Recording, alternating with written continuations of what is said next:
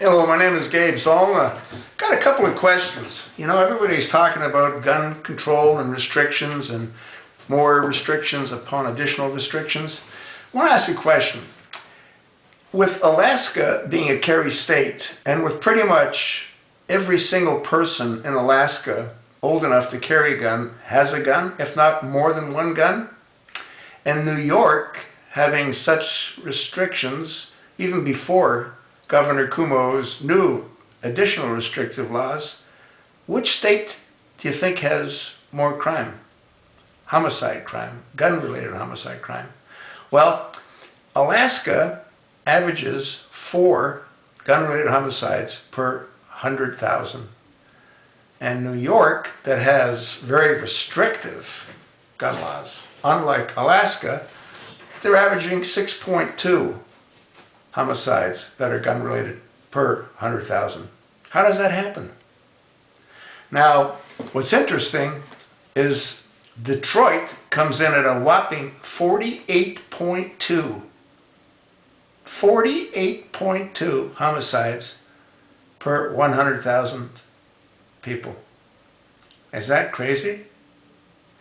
Now, Chicago, which is pretty much a third black, a third white, and a third Hispanic, well, 75% of murders in Chicago are committed by blacks. How is that possible? Does that make any sense? 75% of the murders committed in Chicago are committed by blacks. Chicago last year had 506 murders. Wow. Now, you take a look at a place like the District of Columbia. Well, they have the highest and most restrictive gun laws in the nation. And guess what? They also have the highest amount of crime. So, Governor Cuomo of New York, gun laws don't work. The only thing that gun laws do is they negatively affect honest, law-abiding citizens, and they give the bad guys additional hunting opportunities. That's what they do. The statistics prove it. Take a look at the number of guns in Alaska.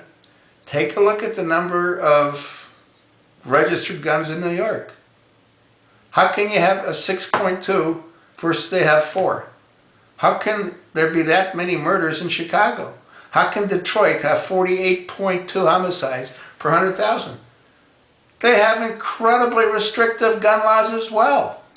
But you know what the problem is? The bad guys don't care. They don't register their guns. Nobody even knows that they have guns. It doesn't work. And all this is, it's the diversionary tactic of this administration. That's all it is. Distract, divert, to do what? To deceive. End of story.